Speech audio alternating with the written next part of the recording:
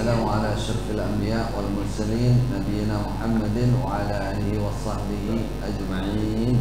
Halaman 50. Ini kita membahas syarah dari satu bait pertama tadi yang bunyinya tamassak bihablillah wattabi'il huda wa la taku bid'iyan la'allaka tuflihu. Sekarang thumma qala an-nazim halaman 50 rahimahullah ta'ala wattabi'il huda, ikutilah petunjuk. Qala asy-syarih, berkata Syekh Shalih Fauzan pensyarah, wal huda, yang dimaksud petunjuk di sini huwallazi bu'itsa bihi Muhammadun, itu adalah alladzi yang bu'itsa diutus bihi dengan petunjuk itu, dengan ladzi siapa Muhammadun sallallahu alaihi wasallam. Ikutilah petunjuk di sini, petunjuknya Nabi maksudnya. Hudanya Nabi, yang Nabi diutus membawa petunjuk itu, bukan petunjuk yang lain, bukan petunjuk imam, petunjuk pengurus, petunjuk imam kelompok. Ini petunjuk yang dibawa oleh Nabi, huda. Sebagaimana kama qala ta'ala, sebagaimana difirmankan oleh Allah Ta'ala, huwallazi arsala rasulahu bil huda, ialah zat yang mengutus utusannya Nabi Muhammad bil huda, membawa petunjuk, membawa petunjuk. Jadi petunjuknya Rasulullah. Apa itu petunjuk Rasulullah? Kurang lebih kisarannya apa? Wal huda huwa al-ilmun nafi'. Petunjuk itu adalah ilmu yang bermanfaat. Itu namanya petunjuk. Yang kedua, wadinul haqqi. Al-huda di sini dalam ayat ini ya, al-ilmun nafi', ilmu yang bermanfaat dari Rasulullah maksudnya. Wadinul haqqi, agama yang benar dalam ayat ini bermakna al-amalus saleh, amal yang baik. Jadi Rasulullah diutus oleh Allah membawa petunjuk dan agama yang benar dalam ayat ini. Apa maknanya petunjuk dalam ayat ini? Ilmu yang bermanfaat. Agama yang benar dalam ayat ini apa maknanya? Amal yang baik. Agama yang benar itu adalah amal yang baik. Bawahnya lagi, wal huda wal hidayah ala qismain. Ketemu? Nah, ini memang kita ambil yang penting untuk kita jadikan keyakinan mendasar dalam berakidahnya. Istilah huda dan hidayah. Huda, kalau kita berjumpa huda dalam Al-Quran, dalam hadis, atau hidayah, itu terbagi dua, ala qismain. Al-qismul awal, bagian pertama, al-huda bimakna ad-dilalah wal irsyad wa bayanil haqqi. Huda yang bermakna dilalah, petunjuk, dalil, wal irsyad, sama, petunjuk kebenaran, wa bayanil haqqi, dan penjelasan, bayan, penjelasan itu bayan, bayan itu dalil, kebenaran. Wa hadhihi hidayatun ammah, ini disebut hidayah yang bersifat umum. Bersifat umum artinya semua orang bisa melakukan. Bisa melakukan. Jadi kesimpulannya, istilahnya hidayatud dilalah wal irsyad atau bayanil haq. Yang dimaksud dalil, petunjuk berupa dalil, Artinya isi Al-Quran, isi Al-Hadis itu disebut hidayah. Yang pertama berupa petunjuk dalil. Ini disebut hidayah ammah. Hidayah ammah. Contohnya ayatnya, wa amma samudu fahadainahum. Adapun kaum Samud, fahadainahum, maka kami menunjukkan mereka, menunjukkan hidayah kepada mereka. Namun fastahabbul amal, mereka senang membuta, tidak mau melihat alal huda, atas petunjuk. Fahadihi, ini hidayah dari Allah untuk kaum Samud yang ini dalam ayat ini disebut hidayatu dilalatin wa irsyad, petunjuk yang berupa dalil, wa irsyad, dan petunjuk kebenaran. Artinya yang tampak. Nah, Allah mengutus wa ila samuda akhahum salihah. Allah mengutus Nabi Soleh kepada kaum Samud, membacakan dalil dari Allah. Itu disebut hidayatul dilalah atau irsyad. Alhamdulillah aku mendapatkan bagian hidayah. Bagian hidayah. Apa mas? Hidayah berupa dalil. Apa? Kitab. Disebut hidayah ini. Sekarang yang kedua, ini yang sering kita bahas dulu. Alhamdulillah kita mendapatkan hidayah. Benar nggak kira-kira? Al-qismus tsani, bagian kedua adalah hidayatut taufiq. Hidayah berupa taufik. Taufik itu pertolongan Allah langsung ke dalam hati. Taufik untuk hati seseorang. Apa itu? Taufik pertolongan lil amali, beramal bil haqqi, dengan kebenaran, beramal yang benar. Wa tamassuki bihi, dan berpegang teguh dengan kebenaran. Wa hadhihi hidayatun khassah. Petunjuk ini disebut hidayah khassah, hidayah yang khusus. Tidak semua orang mendapatkan, tidak semua orang dikasih, karena yang berkuasa hanya Allah, hidayahnya hati. La takunu illa li ahlil iman. Hidayah ini tidak ada kecuali untuk orang iman saja. Hidayah namanya hidayatut taufik istilahnya. Wala yamlikuha illallah. Tidak ada yang memilikinya kecuali Allah. Fala yamliku hidayatal qulub illallah. Tidak ada yang memiliki petunjuk hati kecuali Allah. Jadi Syekh Saleh di sini memberikan dua istilah hidayah yang diterangkan oleh para ulama dari bahasa-bahasa Al-Quran. Dari bahasa Al-Quran. Yang pertama, hidayah berupa dalil, secara fisik dalil Al-Quran dan Sunnah. Itu disebut apa tadi? Hidayatul dilalah wal irsyad.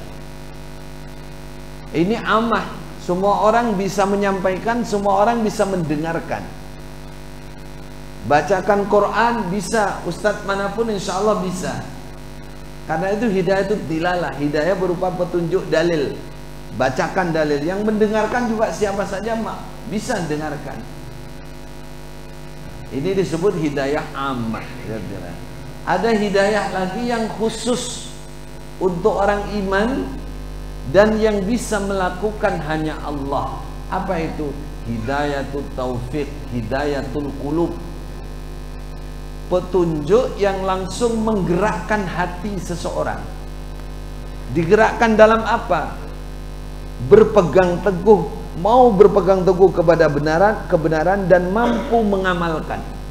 Mau mengamalkan. Itu tidak semua orang dikasih, dan tidak semua orang bisa melakukan, hanya Allah yang bisa. Kalau mendengarkan, menyampaikan dalil semua bisa, tapi menunjukkan hati, bisa menerima kebenaran, bisa menerima dalil, bisa mengamalkan dalil, itu hanya Allah. Hanya Allah. Berarti ini pembagian hidayah dari sisi, mungkin bahasa mudahnya, fisiknya atau wujudnya. Ada yang dalil dibacakan, diterangkan, semua orang bisa melakukan, semua orang bisa mendengarkan. Tapi kalau yang hidayah khusus itu adalah hidayahnya hati. Disebut dengan istilah hidayatul taufik. Banyak orang bacakan Quran, menyampaikan Quran, tapi kadang-kadang yang menyampaikan sendiri nggak terima, belum bisa mengamalkan karena belum mendapatkan hidayah apa? Hidayatul taufik. Katanya murni Quran dan hadis, semboyannya begitu. Dikasih tahu Quran hadis, ini loh Quran hadis, nggak mau dia, karena memang Allah belum menunjukkan hatinya. Loh, saya juga Quran hadis, berdasarkan Quran hadis. Iya, Quran hadis yang Anda pegang, Anda salah dalam memaknai. Yang benar begini, nggak terima juga, nggak terima juga. Nah, kalau sudah begitu kita bilang hadihi hidayatun khassah la yamlikuha illallah. Tidak yang bisa menunjukkan kecuali Allah. Ini ya, kita bersyukur. Nah, kita sekarang Quran hadis menurut pemahaman apa? As-salafus saleh. Hati kita bisa terima ini loh. Apapun latar belakangnya. Ada yang terpaksa awalnya karena duduk dengan saya, ada yang moto terpaksa, akhirnya di DNA olah atau lain. Yang belakangan ini juga banyak. Ada mubaligh itu di mana itu Malang ya, kemarin baru-baru aja langsung kok di Malang, di Pare. Di Pare itu ada orang sepuh hampir 70 tahun hijrah, dia cerita mubaligh tugasan, tahu-tahu ditelepon dari pusat, nah, suruh pulang, dibebas tugaskan. Setelah ditanya kenapa, ada fotonya ada fotonya, salah satunya ada fotonya bersama saya, padahal fotonya sudah lama gitu tak, udah langsung bebas tugas pulang. Ya akhirnya ya karena begitu ya akhirnya dia ngatut ke kita, terpaksa namanya. Padahal awalnya tahu-tahu apa tuh, dia mau JRK apa tuh, dia nggak tahu sama sekali. Nah, karena sudah diusir, ya, akhirnya cari tahu JRK itu apa. Dengar-dengarkan ya akhirnya gabung. Itu namanya terpaksa. Nah, itu memang skenario langsung dari Allah, namanya hidayah atau taufik. Apapun latar belakangnya, penyebabnya Allahu a'lam. Sehingga akhirnya bisa terima dengan pemahaman Al-Quran dan Sunnah dengan yang sebenarnya, namanya hidayatul taufik. Ini dalilnya mana? Innaka 51, innaka la tahdi man ahbabta. Sesungguhnya kamu Muhammad tidak bisa menunjukkan, nah ini disebut tidak bisa menunjukkan hidayatul taufik, hidayatul qulub. Kamu nggak bisa menunjukkan hati orang. Man ahbabta, orang yang kamu cintai, termasuk paman kamu, nggak bisa. Tapi kalau menunjukkan dalil bisa. Kamu bacakan Quran, menerangkan bisa. Hidayah berupa dilalah, hidayah petunjuk. Dulu kita hidayahnya apa kira-kira? Hidayah itu dilalah apa? Hidayatul dolalah. Dolalah pakai dot. Walakin Allah yahdi man yasha. Akan tetapi Allah yang menunjukkan man yasha, orang yang Allah kehendaki. Ini hidayah apa? Petunjuk apa ini? taufik hati. Itu hanya Allah Maha. Kamu nggak bisa. Wa huwa a'lamu bil muhtadin. Allah yang lebih mengerti siapa-siapa yang berhak mendapatkan petunjuk. Nah, kalau masalah hidayah yang dilalah, ayat berikutnya, ayat bawahnya itu, wa innaka latahdi ila siratin mustaqim, yang dikurungi bawahnya, satu ayat lagi. Wa innaka, sungguhnya kamu Muhammad, latahdi, niscaya bisa menunjukkan. Ini petunjuk apa? Yaitu ila siratin mustaqim, kepada jalan yang lurus. Ini dilalah, dalil. Muhammad, kamu mampu menunjukkan secara dalil, bunyi dalil kamu terangkan, kamu mampu. Ini disebut dalam surah ayat 52. Kalau tadi Al-Qasas 56 itu masalah hati. Jadi dua ayat ini tidak kontradiksi. Dalam ayat Qasas disebutkan innaka la tahdi, kamu nggak bisa menunjukkan. Di sini surah ayat 52, innaka la tahdi, kamu bisa menunjukkan dan bisa beri hidayah. Di sini tidak kontradiksi, tidak ta'arud. Karena apa? Karena yang di atas kamu tidak bisa menunjukkan hati, hidayatut taufik. Yang bawah kamu bisa menunjukkan secara dalil. Ya, dan itulah yang disimpulkan oleh para ulama masalah hidayah. Masalah hidayah. Nah, lalu hidayah itu fokus apa? Hidayah petunjuk yang dibawa oleh Rasulullah. Berupa apa? Al-ilmun nafi', ilmu yang bermanfaat. Di mana? Dalam Al-Quran dan Sunnah. Ilmu-ilmu yang bermanfaat itu disebut hidayah, petunjuk. Dulu saya ingatkan, kita membatasi hidayatut taufik berupa jamaah. Jadi petunjuk hati bisa menerima, tapi dulu kita nggak kenal istilahnya. Dulu kita di Cokam dulu, petunjuk hati bisa menerima, bisa netepi apa? Quran, hadis, jamaah, berimam, berbaiat, Jadi hidayahnya itu dibatasi kepada masalah punya imam, berbaiat, terus ngaji Quran hadis menurut mereka. Itu hidayah. Hidayah. Jadi hidayah itu taufiknya hatinya sudah benar secara istilah. Kemudian isi hidayahnya adalah berjamaah. Itu dulu.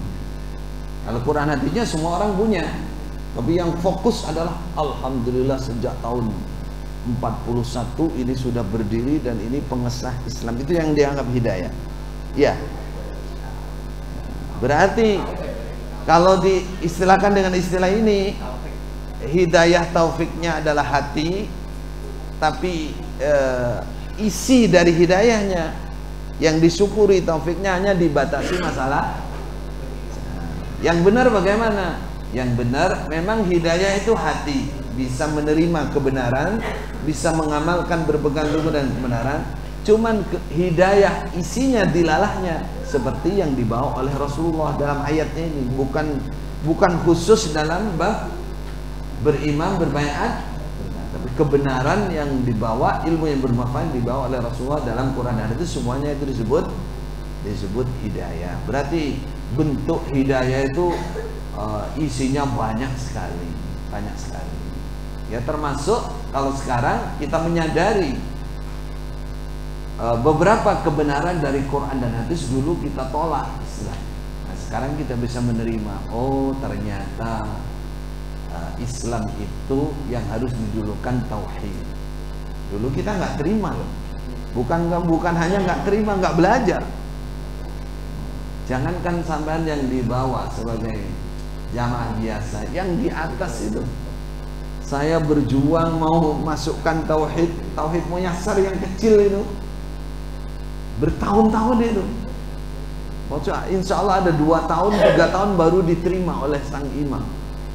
Diterima artinya diterima boleh diajarkan khusus kepada Pak Kubumi.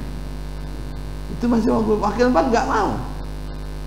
Itu padahal saya, ayo kita coba nih kitab yang mudah untuk ini seperti yang diajarkan Mbah Haji Nur Hasan. Saya judulnya gitu. Ini kitab dari Masjidil Haram. Akhirnya diputuskan, ya wes ulang no khusus Paku Bumi dhisik. Akhirnya kita ajarkan berapa berapa pertemuan geger.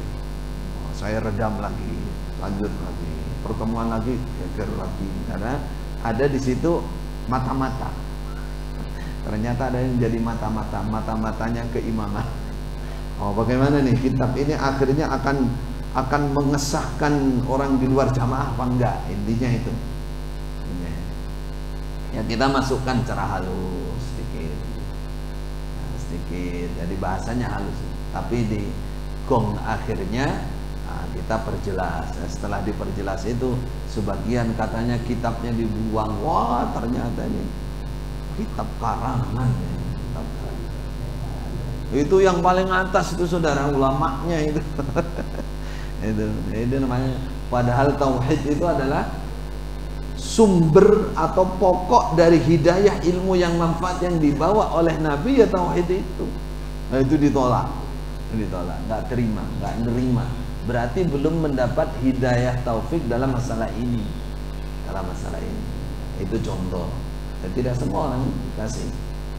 Makanya kita bersyukur kepada Allah, ya, bisa menerima terhadap hidayatut taufik dari Allah berupa akidah. Baik. Bawahnya wala qauluhu wala taku bid'iyan.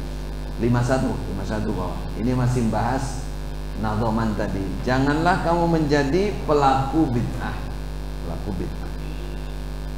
Hadza nahyun. Ini adalah larangan. Wal bid'iyyu nisbatan ilal bid'ah. Kata-kata bid'i itu dinisbatkan kepada bid'ah, artinya pelaku bid'ah, golongan bid'ah.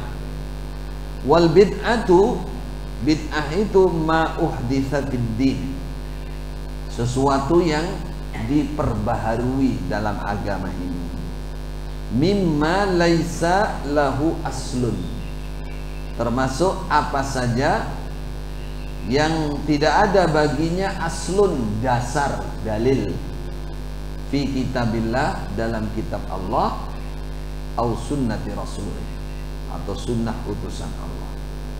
Bid'ah itu hal-hal yang baru di dalam agama yang tidak ada dasarnya, aslinya, tidak ada dasar dalilnya dalam kitab Allah dan sunnah Rasulullah. Ini kaidah saudara. Adapun yang berhak memvonis itu bid'ah atau tidak harus orang yang ahli, nggak boleh sembarangan. Karena kaidah ini sudah benar, tapi kalau yang menggunakan bukan ahli Quran, bukan ahli hadis, nanti dibilang bid'ah semua. Karena dia nggak ngerti Quran hadis, nggak hafal, dia nggak ahli. Makanya harus ulama. Mungkin bid'ah apa bukan? Ma'uhditsa fiddin, karena standarisasinya, tolak ukurnya adalah aslun fi kitabillah, dasar dalil dalam kitab Allah. Berarti harus yang ahli. Wah, ini nggak ada dasar dalilnya, dia bilang begitu padahal dia nggak ahli, dia sendiri yang nggak tahu dasarnya, belum ngerti, belum jelas, maka bisa terjadi kesalahan. Wallahu nahana 'anil ibtida' fid din. Allah melarang kita melakukan atau membuat bid'ah dalam agama. Wan nabiyyu sallallahu alaihi wasallam hadzarana, dan Nabi juga menakut-nakuti kita, menjauhkan kita minal ibtida' fid din, berbuat atau membuat bid'ah dalam agama. Allah Azza wa Jalla yaqul, Allah Azza wa Jalla berfirman, al-yauma akmaltu lakum dinakum. Hari ini aku telah menyempurnakan untuk kalian agama kalian. Garis bawahi akmaltu, saya sudah sempurnakan agama kalian. Fad-dinu kamilun, la yahtaju ila an tudhifa ilaihi asya. Agama Islam ini sempurna. La yahtaj, tidak memerlukan, ila an tudhifa, kamu menggabungkan, menyusulkan, menggabungkan ilaihi pada agama asya, beberapa hal lain. Tastahsinuha, yang kamu menganggap baik hal itu. Au tuqallidu fiha ghairak, atau kamu taklid di dalam asya kepada selain kamu. Jadi agama ini sudah sempurna. Kata Allah, al-yauma akmaltu lakum dinakum. Tidak memerlukan kamu menggabungkan sesuatu yang kamu anggap baik. Wah, ini baik, ini masukkan dalam agama. Atau kamu taklid sama orang lain terus memasukkan, mengerjakan, mengikuti sesuatu yang tidak termasuk agama. Nggak perlu, nggak perlukan itu. Agama itu sudah akmaltu lakum dinakum, sudah sempurna. Hal-hal itu mimma laisa alaihi dalilun, termasuk sesuatu yang tidak ada atasnya dalilun, dalil. Min kitabin aw sunnah, dari kitab Allah atau sunnah Nabi. Tujuan kamu litataqarraba biha ilallah, untuk mendekat dengan sesuatu itu kepada Allah. Walaupun tujuan kamu taqarrub kepada Allah. Apa di sini? Kamu anggap baik, atau kamu ikuti seseorang yang kamu anggap top, dan kamu anggap bahwa sesuatu ini untuk mendekat kepada Allah, itu tidak dibutuhkan dalam agama. Karena agama ini sudah sempurna, cara-caranya sudah ada semua, kamu nggak perlu bikin yang baru. Contoh apa? Kal azkar al bid'iyah, seperti zikir-zikir yang bid'ah. Zikir itu baik apa tidak? Baik. Tujuannya baik, untuk mendekat kepada. Tapi kalau kamu ngarang sendiri, bikin sendiri, itu namanya zikir bid'ah. Lah bagaimana?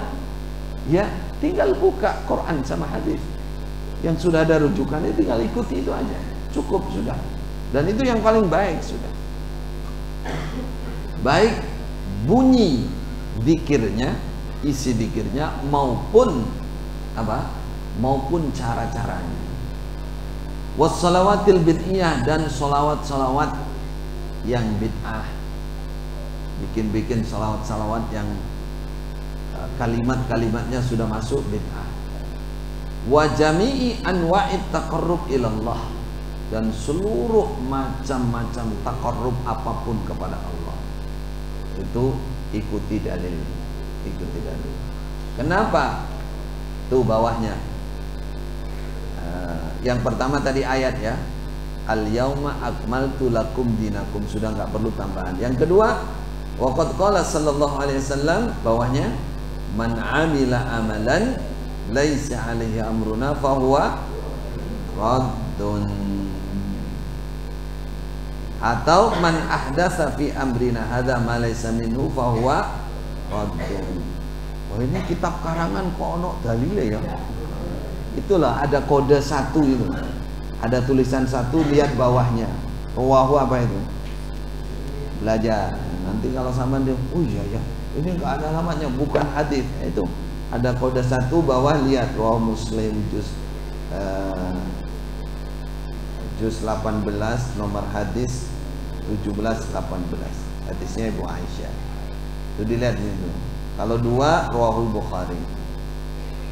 Barang siapa yang beramal suatu amalan laisa alaihi amruna, yang tidak ada atas amalan itu perkaraku Nabi, sunnahku Nabi, aturanku Nabi, fahuwa, maka sesuatu itu raddun, ditolak. Ditolak.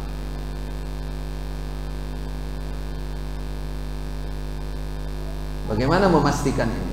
Dulu kita pakai dalil ini, saudara. Maka kita katakan, yang namanya menetepi amruna, perkara Nabi itu, isi pemahaman yang benar dari Quran hadis, bukan fisiknya. Kalau fisiknya tukang jual kitab nyongkol janeng Madura, nyongkol kitab melolo, songkol. Yang alaihi amruna itu pemahaman terhadap isinya benar lalu dilakukan dengan benar. Siapa yang pegang Quran hadis tapi baca Quran hadis pemahamannya salah, ya sama, namanya man amil aman laisa alaihi amruna, bukan termasuk perkara salah memahami. Jadi dulu kita pakai dalil ini, tapi dulu kita juga melanggar dalil ini karena pemahamannya yang nggak benar. Man ahdatsa fi amrina hadza, siapa yang memperbaharui di dalam perkara Nabi hadza yang ini, Islam, Quran dan Sunnah, malaysa minhu, hal-hal yang tidak termasuk di dalamnya, fahuwa raddun, maka amalan itu ditolak, tidak diterima, tidak diterima. Namun ini perlu perincian saudara, ya. Ini berkenaan dengan tambahan, dengan bid'ah. Maka para ulama secara umum membagi dua dari sisi fisik atau praktek bid'ahnya ini. Ada bid'ah yang mufassiqah, fassaqa yufassiku, fa'ala yufa'ilu taf'ilan, tafsiqan mufassiqan fahuwa mufassiqun. Bid'ah yang membuat orang itu fasik. Fasik itu melakukan pelanggaran dalam agama tapi tidak sampai membatalkan amalnya. Jadi dia melakukan amal baik, cuman dia kecampuran dosa, fasik. Nah, fasik ini tergantung juga, ada yang sedang, ada yang ringan, ada yang sedang, ada yang berat, tapi masih fasik, belum keluar dari agama. Nah, itu yang menilai para ulama. Ada yang tingkatan kedua namanya mukaffirah, kaffara yukaffiru takfiran, membuat pelakunya itu kafir.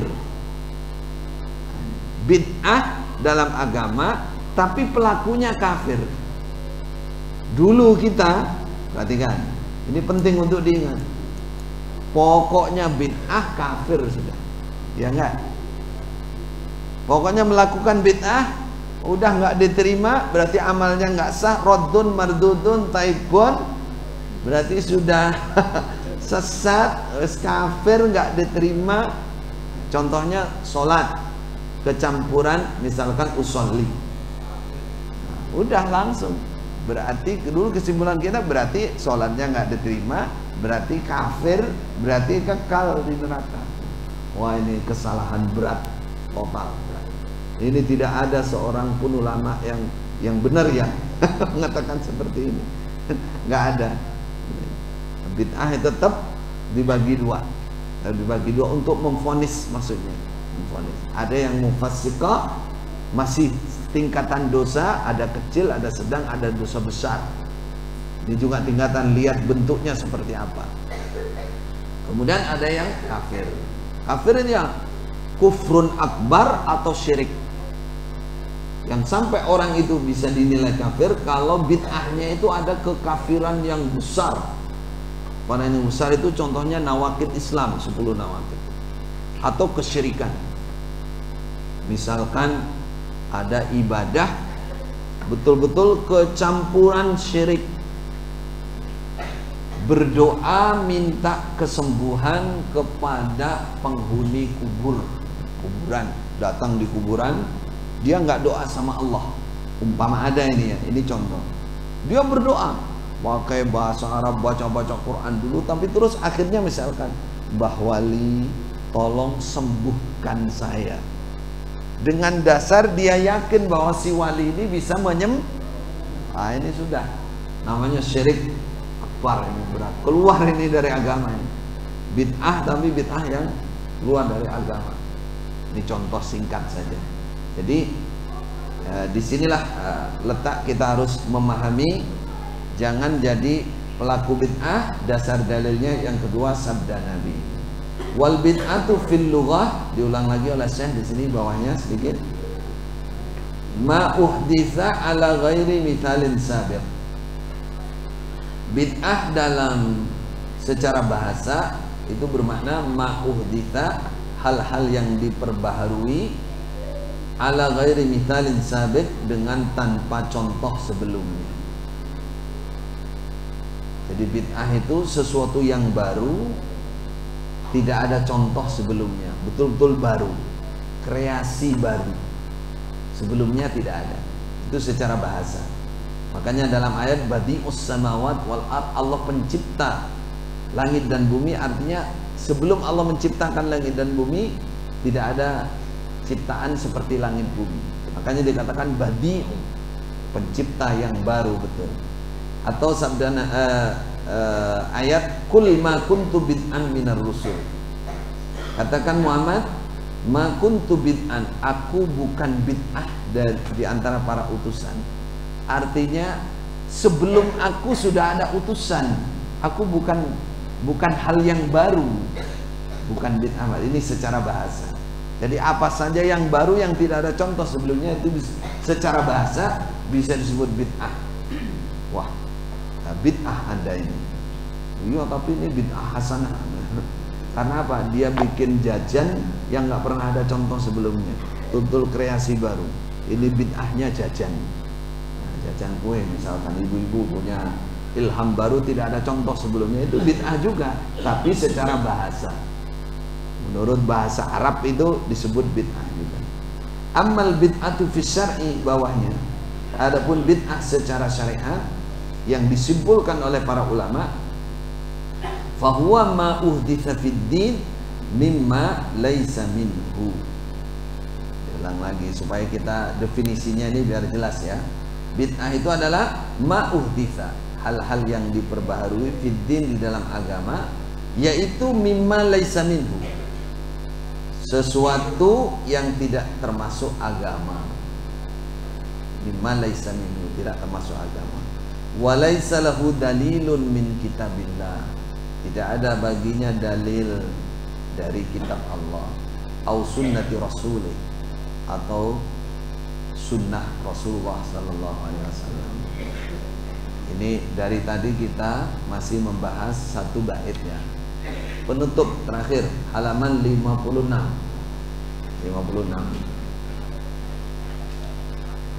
Qaulun nazim la'allaka tuflihu. Kamu tetapi kitab Allah, kamu jangan bid'ah, la'allaka tuflihu. Mudah-mudahan kamu beruntung. Yakni idza aradtal falah, ketika kamu menginginkan falah, keuntungan. Apa itu falah? Ini kita sangat memerlukan istilah ini saudara, karena yang nulis ini seorang ulama, orang Arab, supaya kita nggak seperti kayak dulu, nggak seperti dulu untuk ulaika humul muflihun, kitalah orang-orang yang beruntung. Karena beruntung kan diambil dari falah kan, falah muflihun. Falah ini menurut orang Arab ini apa? Menurut para ulama apa? Karena para ulama itu berdasar dalil dan berdasar bahasa Arab. Dicontoh gini, idza aradtal falah, kalau kamu ingin beruntung, wa huwa, apa itu falah? As-sa'adatu fid dunya wal akhirah, keberuntungan di dunia dan akhirat. Berarti ulaika humul muflihun, orang-orang yang beruntung di dunia dan akhirat. Kalau kamu ingin itu, fatamassak bihablillah wattabi'il huda, berpegang teguhlah tali Allah dan ikuti petunjuk. Hadza huwa sabilul falah, ini dia jalan keberuntungan. Wal falahu huwa, definisi falah, huwa kasratul khair wa nailus sa'adah, banyaknya kebaikan dan perolehan keberuntungan, memperoleh keberuntungan, itu namanya al-falah. Mana ayatnya? Ini contohnya, qad aflahal mu'minun, sungguh beruntung orang-orang yang beriman. Bagaimana supaya aflah? Nah, itu persyaratannya belakangnya itu. Bukan terus yang beruntung hanya yang menetepi Quran, hadis, jamaah, beriman, berbaiat, bertahan.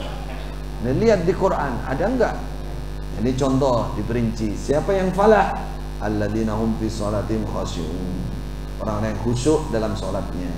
Dua, walladzina hum, sampai ila qaulihi, sampai walladzina hum ala sholawatihim yuhafidhu. Orang-orang yang menjaga sholatnya. Ulaika humul warithun. Mereka lah yang mewaris. Alladzina yarisunal firdaus. Mereka mewaris surga firdaus. Hum fiha khalidun. Itulah keuntungan. Berarti kesimpulannya dari nazaman tadi tiga, tamassak bi kitabillah, wattabi'il huda, bawahnya itu watajannubul bidah. Itulah keuntungan.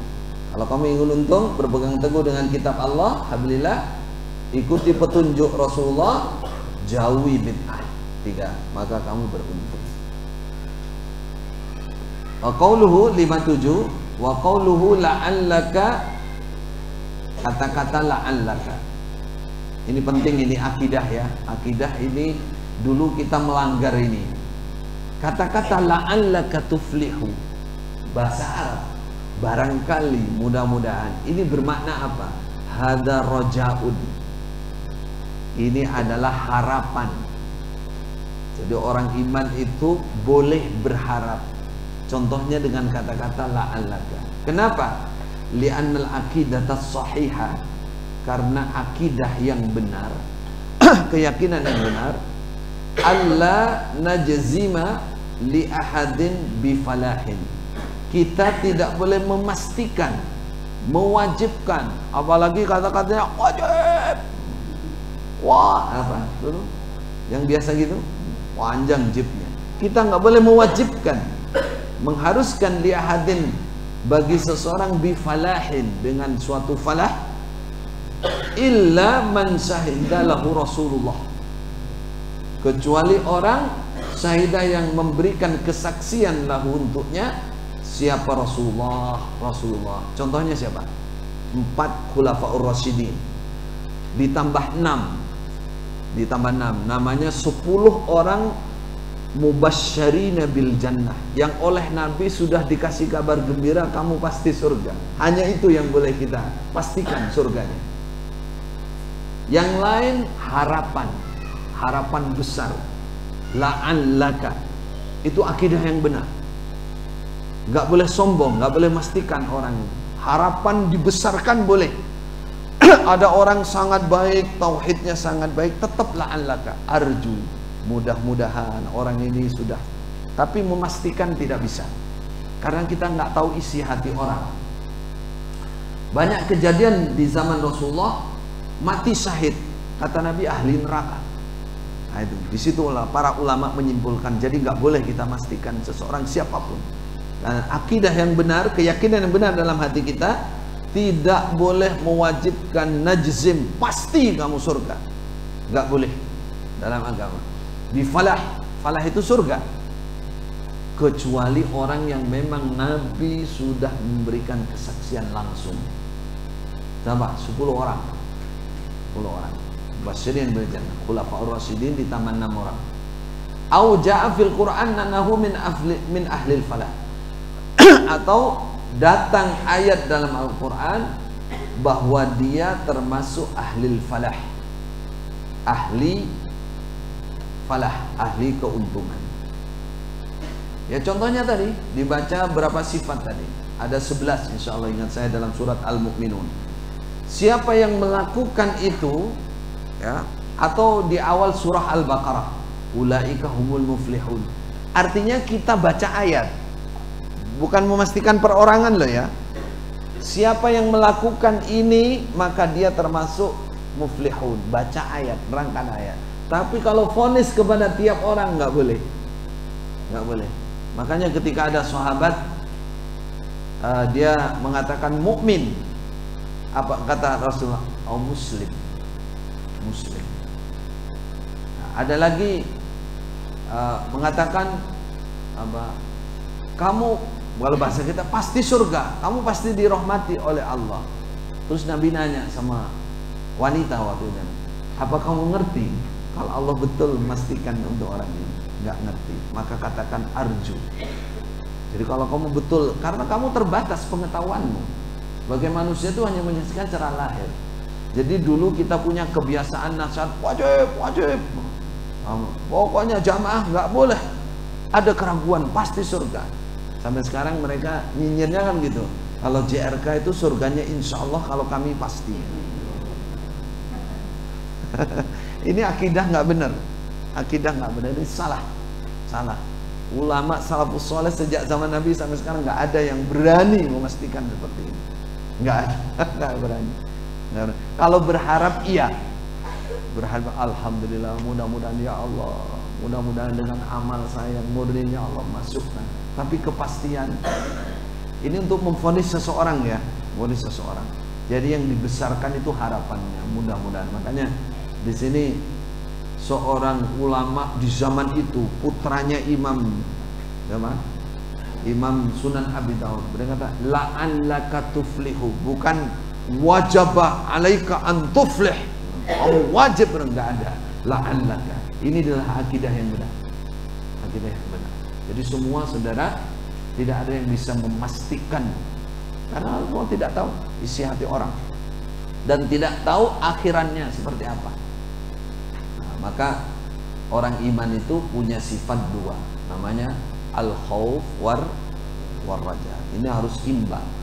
Ada rasa takut masuk neraka, ada keinginan, harapan masuk surga. Ada di antara dua ini. Khalifah Umar menggambarkan seperti muatan unta kanan kiri, harus imbang. Gak boleh orang takut neraka, takut sampai putus asa. Wah, saya kayaknya pasti neraka.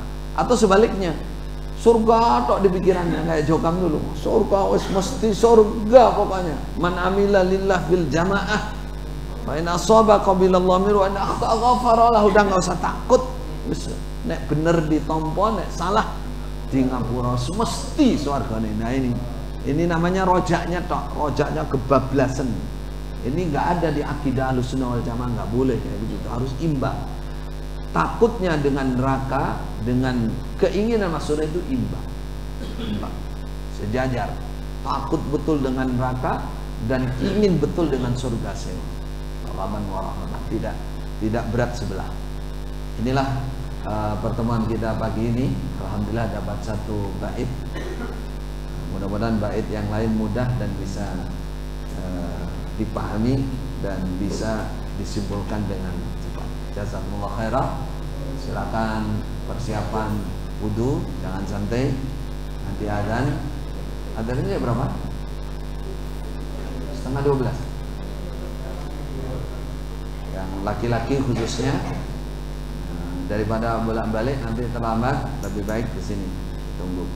Jazakumullah khairan. Assalamualaikum warahmatullahi wabarakatuh.